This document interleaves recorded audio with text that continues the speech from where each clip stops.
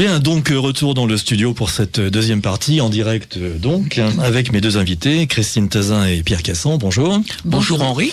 Respectivement présidente de Résistance Républicaine et président, sans E, de Riposte Laïque. Fondateur, oui, président fondateur, précisons les choses. Bien, donc la France a traversé de terribles épreuves dans son histoire, mais elle est toujours restée la France. Est-ce que ce sera le cas pour l'épreuve terrible qui nous menace? On va me dire que je joue les Cassandres, mais jouer les Cassandres avec Pierre Cassan, c'est finalement dans l'ordre des choses. Je rappellerai quand même que le drame de Cassandre n'est pas de raconter n'importe quoi, mais de ne pas être cru.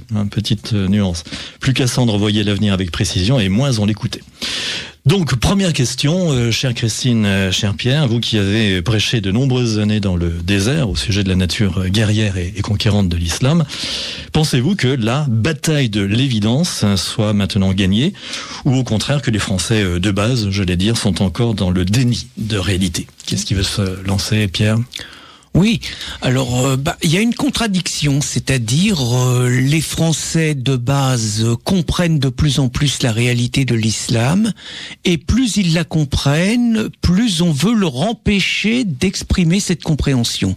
C'est-à-dire qu'on constate notamment 2 ans, il y a 2 ans c'était Charlie Hebdo. Oui, Charlie Hebdo, 7 janvier. Donc on constate 15. quand même que depuis 2 ans on en est à près de 250 morts, on en est quand même à 3 attentats sanglants, Charlie Hebdo, le Bataclan, Nice, on en est à une décapitation d'un employeur, on en est à un égorgement d'un prêtre, on en est à la violence quotidienne que les disciples de l'islam, ça fait 3 lignes la plupart du temps, mais les coups de couteau sont rarement donnés au niveau de l'estomac maintenant, mais plutôt au niveau de la gorge, et c'est quotidien.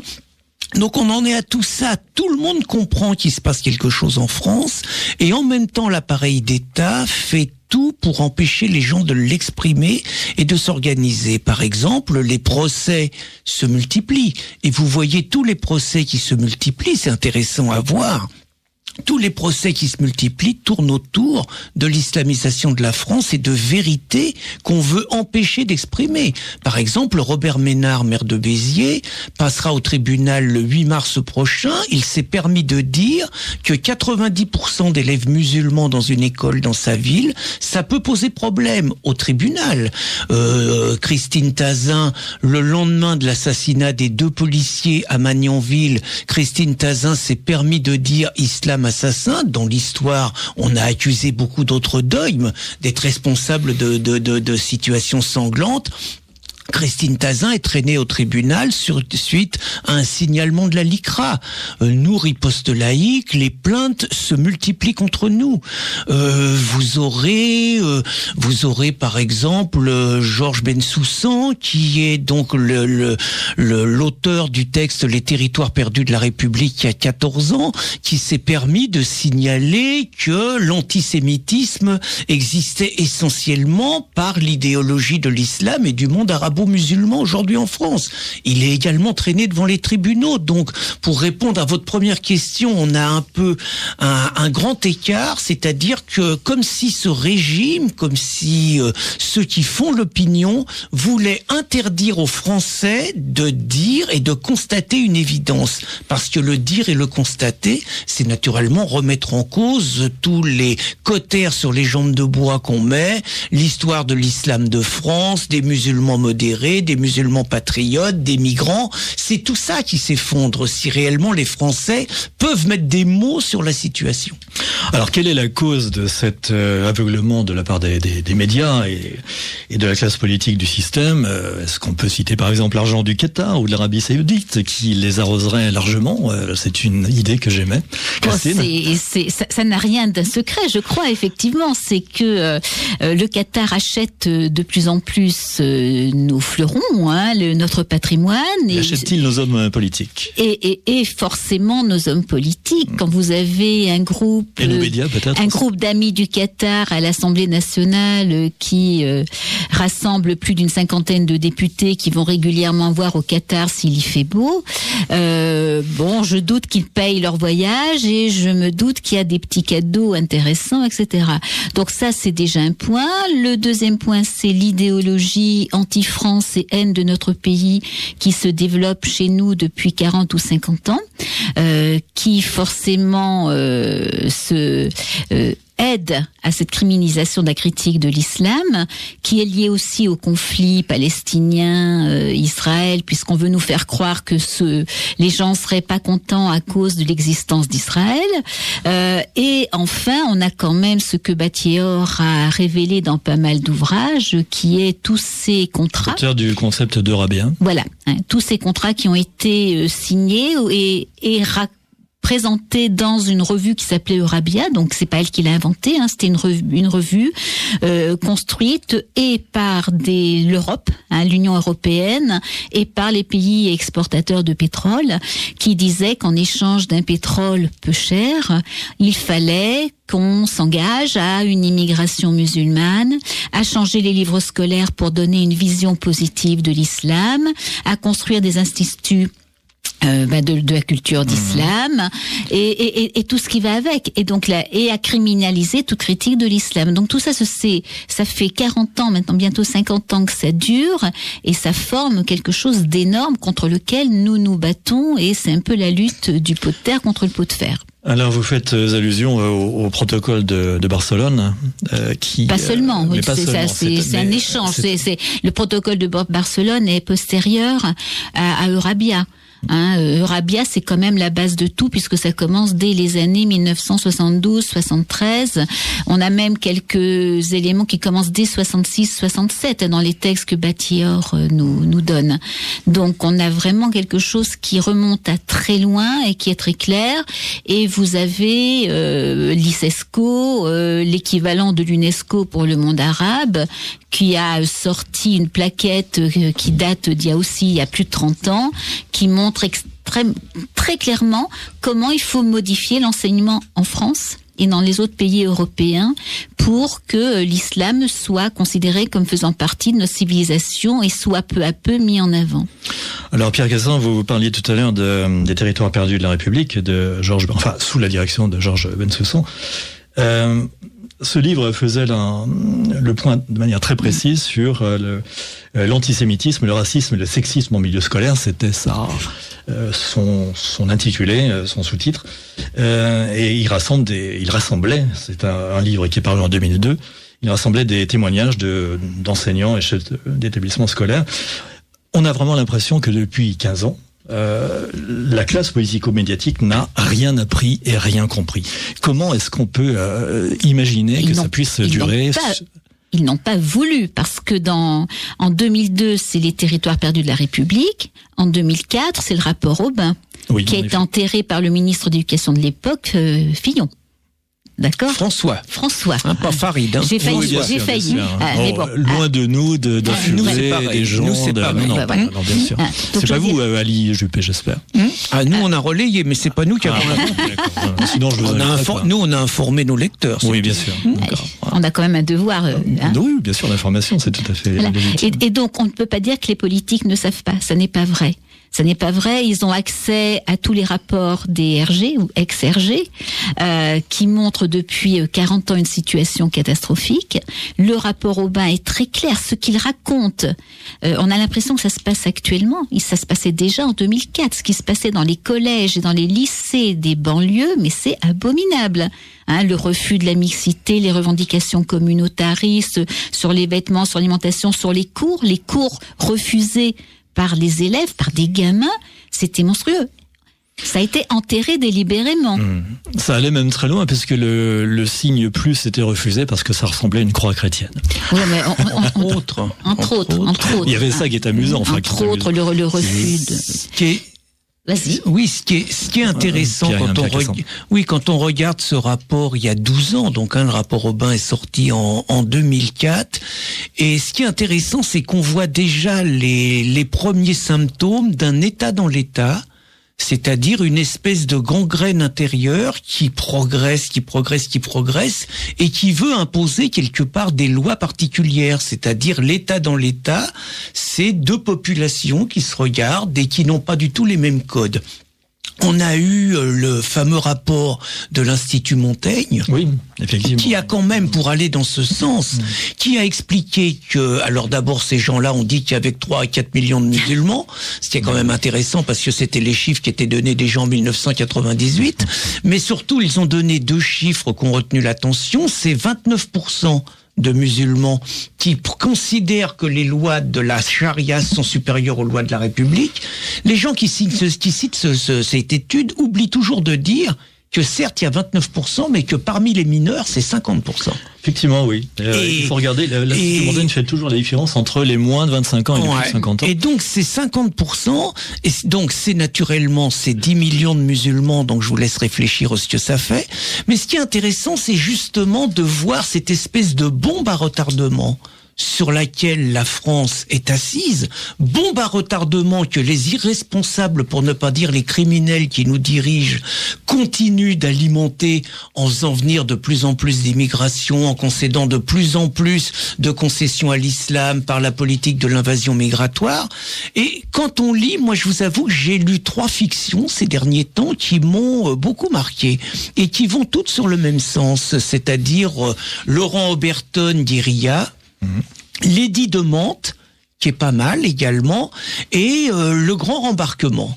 Dans ces 3 fictions, vous avez le même scénario, c'est-à-dire que vous avez des émeutes musulmanes alimentées par les islamistes dans les quartiers, vous avez une prise de pouvoir dans un certain nombre de pans de la République, vous avez l'État qui n'est pas capable d'y faire face, c'est-à-dire que les forces de l'ordre ne sont pas capables de faire face à un événement de type 2005 puissance 100, et vous avez une logique de partition de la France qui se met en place. Dont Hollande a parlé. Complètement. Et dont Hollande, et c'est là qu'il est encore plus un criminel, puisque Hollande est conscient de ça. Aujourd'hui, il nie l'avoir dit. Et en étant conscient de ça, il a accentué le phénomène pendant tout le long de son mandat. Mais ce qui est effrayant, c'est que quand on lit ça, le problème, c'est qu'on se dit c'est une fiction, mais que tous les éléments de la fiction, c'est ce qu'on vit au quotidien. C'est ce qui est totalement crédible. Et c'est ça qui est totalement effrayant. C'est-à-dire que de plus en plus, un État dans l'État, avec des lois qui ne sont pas les lois de la France, gangrène notre pays, veuille imposer ses lois, veuille imposer ses mœurs, et que ce genre de situation ne peut pas bien finir. Alors je vous disais que les pouvoirs publics étaient dans le déni de réalité, alors que les Français savaient de quoi les choses étaient faites. Et puis vous avez les médias qui sont intermédiaires et malgré tout la marmite commence à bouillir au niveau des médias.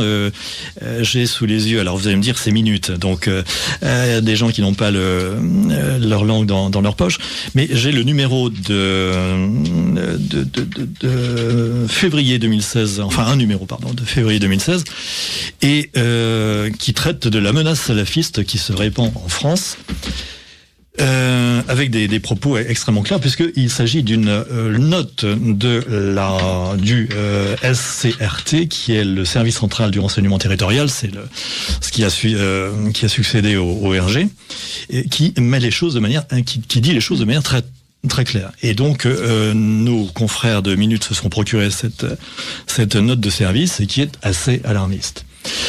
D'un autre côté, très récemment, beaucoup plus récemment, ça date de quelques jours, notre confrère Lévy, excusez-moi, Elisabeth Lévy, mais qui est une journaliste à Causeur, a fait un article très intéressant, une série d'articles sur cet hebdomadaire, où ici, de même, si vous voulez, le politiquement correct est mis à mal. Et on constate que les choses commencent à être dites, même si ça n'a peut-être pas la puissance que l'on peut trouver à Radio Courtoisie, où vous êtes naturellement souvent invités, Pierre Cassan et Christine Tazin.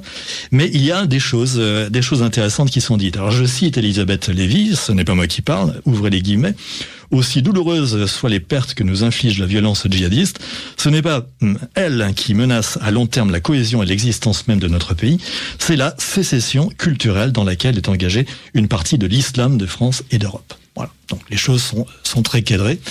Qui est-ce qui veut réagir à ces propos ? Moi je veux bien dire qu'il se passe quand même des choses, effectivement, au niveau des médias. C'est-à-dire que il y a actuellement, on entend actuellement ce qu'on n'aurait pas entendu il y a un an. Oui. C'est clair, de façon très claire. Je pense par exemple à l'émission de la Villardière, qui a fait quand même et scandale et un tabac, parce qu'il a dit et montré des choses très claires sur l'islam. Il n'a pas l'islamisme, pas le terrorisme, mais l'islam. Je pense à l'émission aussi qui est passée sur reportage avec ces femmes qui disent qu'elles sont interdites d'aller dans les cafés en Seine-Saint-Denis. Ouais, à Sevran. Ouais. Voilà. Donc, alors on se dit. Là aussi, ça a fait scandale, mais voilà. Ça a été au moins dit. Voilà, ça a fait scandale, mais ça a été dit. Et alors, nous, on s'interroge, on dit mais pourquoi est-ce que ça sort maintenant? Et moi je me demande si ça n'est pas délibéré et si ça n'est pas fait pour servir de soupape, pour justement éviter à la marmite d'exploser. C'est-à-dire que depuis des années, c'est l'omerta. Ouais, ça on le savait. Le pouvoir est vicieux et capable de tout. Je me dis que ça n'est pas un hasard si en même temps on a de la Villardière, on a les femmes de Sevran. Alors, après la sortie du bouquin, où on sait que Hollande dit l'immigration, l'islam, ça pose problème, la partition, etc. Il n'y a pas de coïncidence, c'est pas possible. Et donc, je me dis que c'est une mise en œuvre de gens qui se disent, ben voilà, les élections présidentielles, c'est bientôt. Il faut pas qu'on laisse à Marine Le Pen, la seule, le monopole, le monopole, merci pour le mot, le monopole des gens qui dénoncent justement tous ces excès, toutes ces attaques qu'il y a contre la France, etc. Et à mon avis, il laisse passer pour relativiser quelque part, noyer dans le champ politique et avoir l'air de dire que mais tout le monde en parle, tout le monde le sait et elle n'a rien d'extraordinaire. Enfin, c'est une simple hypothèse. Oui, mais c'est une hypothèse qui effectivement tient la route. Pierre Cassant voulait ajouter pour compléter Christine, le discours dominant dans les médias, c'est quand même toujours dès qu'il y a un attentat islamiste, pas d'amalgame, l'islam ce n'est pas ça, les premières victimes c'est les musulmans, ce qui est sympa. Il y a beaucoup de déséquilibrés. Ce qui est sympa pour les musulmans, le coup des déséquilibrés, j'en profite pour parler du dernier livre de Wafa Sultan, l'islam fabrique de déséquilibrés. J'ai reçu Christine à ce même micro il y a 2 mois, je crois, pour parler du livre de Wafa Sultan, en effet. C'est-à-dire que c'est quand même un discours totalement relativiste, ou même, moi je serais un peu plus féroce, c'est-à-dire que Elisabeth Lévy, Finkielkraut, qui de temps en temps ont un accès de lucidité, moi je dirais que c'est les rebelles du système, c'est-à-dire que ce sont des gens qui vont se permettre d'un seul coup, d'avoir une petite audace, mais qui mettent pas les pieds dans le plat. C'est-à-dire, moi, Elisabeth Lévy, elle est bien gentille, et tant mieux si elle fait des choses sur Causeur. Mais moi, j'ai assisté, on était avec Christine, à une de ses conférences, il y a 6 ou 7 ans sur l'islam, mais c'était cauchemardesque. Oh, elle a pu changer quand même. Certes, mais faudrait quand même un peu mettre les pieds dans le plat. Dans ces cas-là, il faut arrêter d'enfumer les Français avec islamisme. Il faut arrêter d'enfumer les Français avec les musulmans patriotes et les musulmans laïcs. Quand Chevènement veut faire l'islam de France, il faut dire très clairement que c'est une imposture. Je veux dire, moi, je commencerai à avoir une certaine, on va dire, à croire réellement à la sincérité et à l'efficacité de la dénonciation de ces gens-là, le jour où ils attaqueront les fondamentaux, le jour où ils commenceront à dire que depuis 14 siècles, l'islam fait la guerre à tout ce qui n'est pas musulman. Le jour où ils commenceront à dire qu'en France, un bon musulman, il doit quotidiennement se battre pour que la France devienne terre d'islam. Qu'ils nous disent ça et qu'ils arrêtent de nous enfumer parce qu'ils nous font perdre du temps. C'est ça le vrai problème. Ils nous font perdre du temps et ils sont dans un relativisme des plusieurs islams. Moi, par exemple, j'ai jamais vu, quand on parlait du communisme ou quand on parlait du fascisme ou du nazisme, je n'entends jamais de nuance. Il n'y a pas de bons nazis. J'entends pas de nazis modérés, j'entends pas de discours dans le genre, il y a plusieurs nazismes, j'entends pas de discours dans le genre, les communistes, il y avait les communistes modérés, et l'immense majorité des communistes, c'était des patriotes, c'était tout ça, j'entends pas ces discours à 2 balles qui font du relativisme. Avec l'islam, ces gens-là continuent à tenir un discours qui laisse des illusions sur l'islam. C'est-à-dire que quand on critique l'islamisme, on laisse l'islam s'implanter. Et donc, pour moi, quand vous dites qu'il y a des émissions à la télé, c'est bien, c'est effectivement une petite soupape. Vous allez peut-être entendre dans les présidentielles, vous entendez Fillon, le même qui a inauguré la mosquée d'Argenteuil et qui a tenu un discours de Dimi en 2010, qui aujourd'hui nous sort un bouquin. Vous allez sans doute vaincre le terrorisme islamiste. Vous allez sans doute entendre Manuel Valls qui va nous faire un numéro de claquette dans le genre la République, la laïcité, quand on voit ce qu'il a fait comme ministre de l'Intérieur et tout. Tout ça, ce ne sont que des postures de positionnement. Le seul discours crédible, c'est de dire très clairement ce qu'est l'islam, pourquoi il n'a pas sa place en France et pourquoi les bons musulmans ont un rôle particulier qui ne peut pas être celui de nos valeurs. Point. Le reste, c'est des enfumeurs.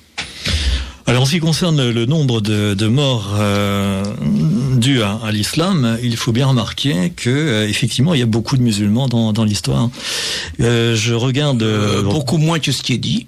Écoutez, je vais voir de temps à autre le site, c'est de l'anglais, excusez-moi, chers auditeurs, thereligionofpeace.com. Oui, d'accord.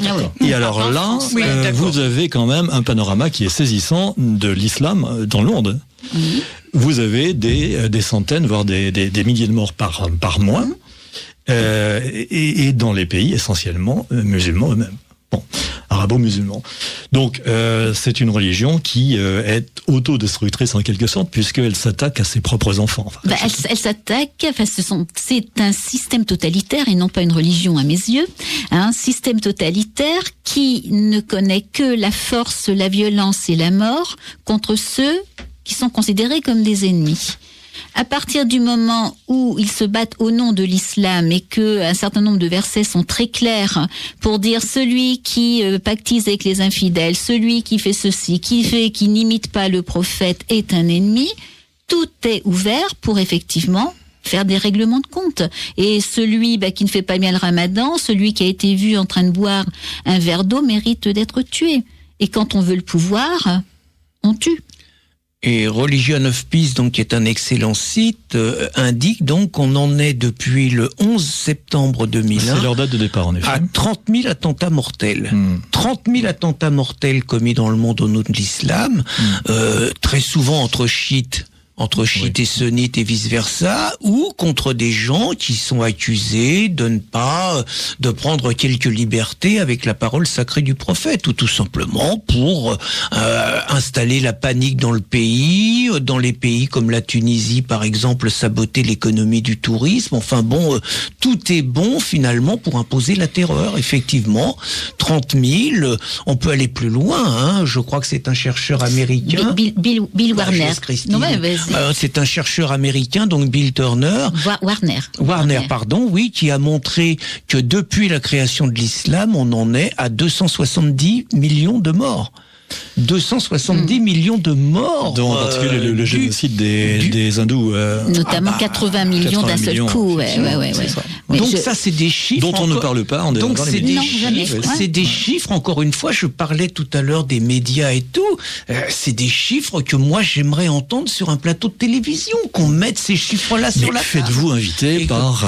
Si vous avez des combines, mon cher Henri, depuis 2011, on n'a plus mis les pinceaux sur un plateau de télévision subventionné, j'entends. Hein. Est-ce que Ghislaine Duménil, que j'ai reçue pour son livre sur l'islamisation à la RATP, est-ce qu'elle a été invitée par des médias elle a été... d'État ou des médias commerciaux?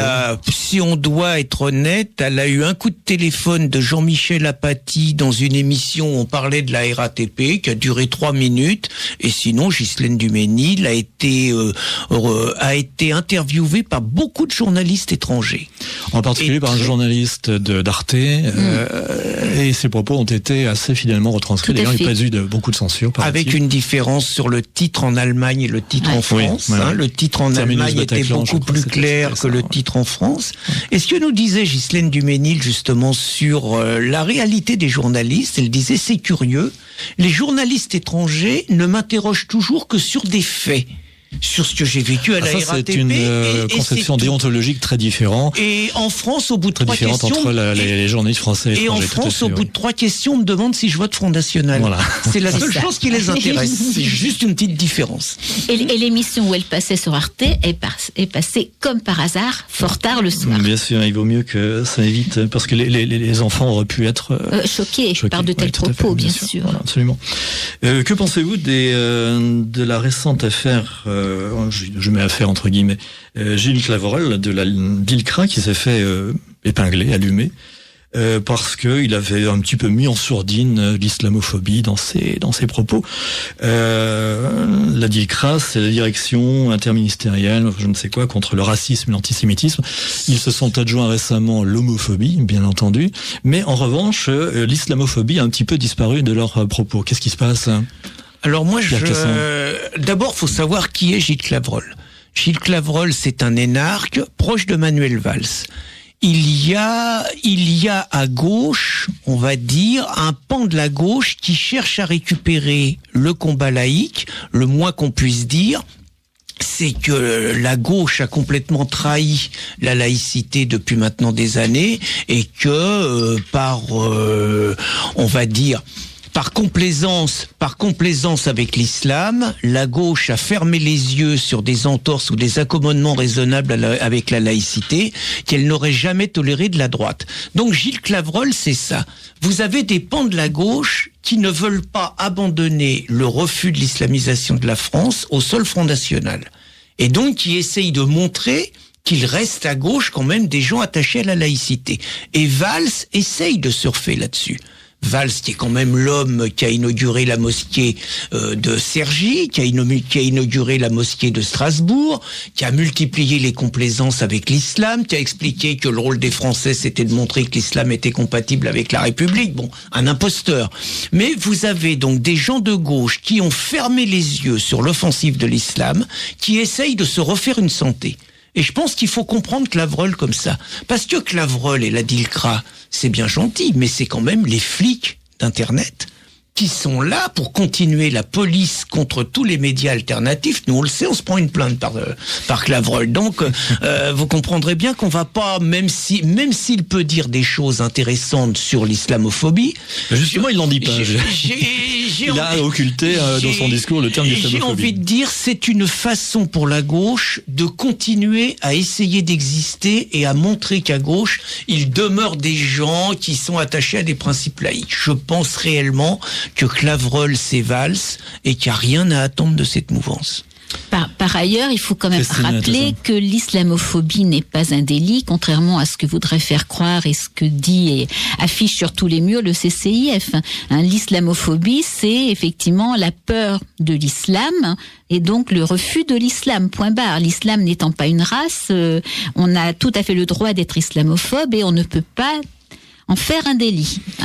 En tout cas, qu'on ne vienne pas me dire que je suis un sale raciste, puisque j'ai invité ici Joseph Fadel, qui est passé de l'islam au catholicisme, mais qui est resté arabe, n'est-ce pas ? Il n'a pas changé de race pour autant. Donc, Et tout à fait. Et l'islamophobie, c'est le droit à la libre critique d'un dogme, d'un culte, d'une philosophie. Moi, je vois pas pourquoi, par exemple, on a le droit de critiquer les athées.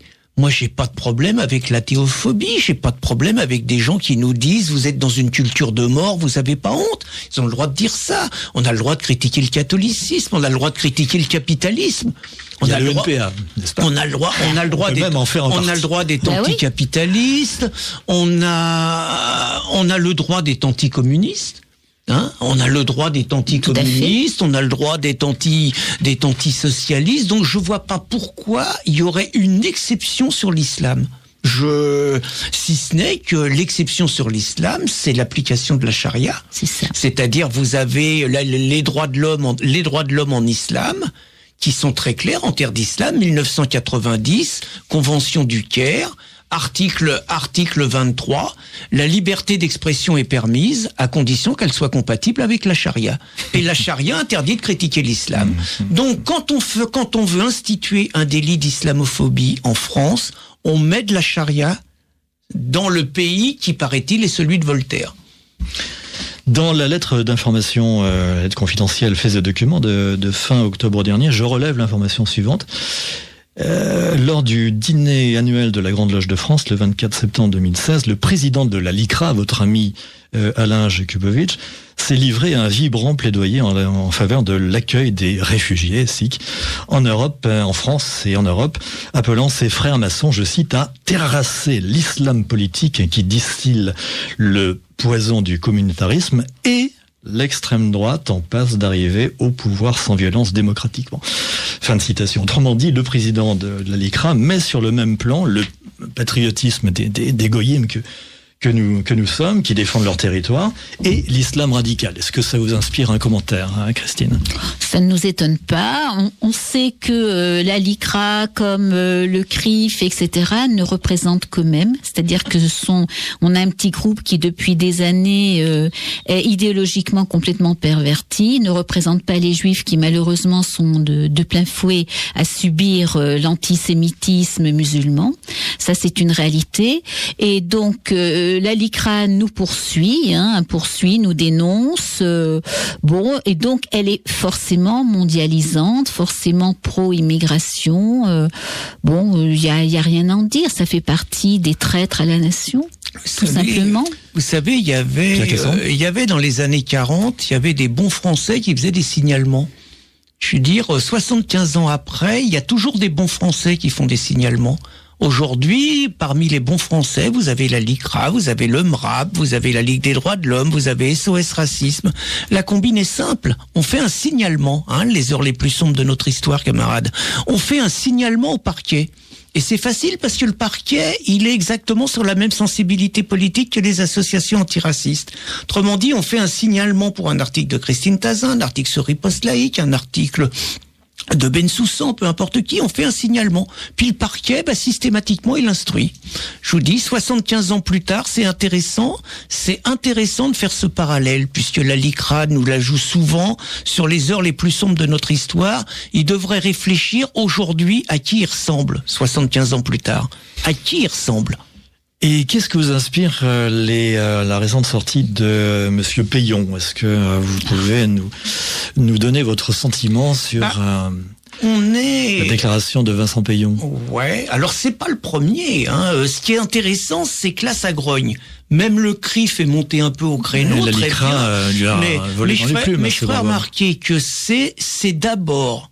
Moi, je me souviens, une des premières réunions où je me suis coltiné des islamistes dans une salle.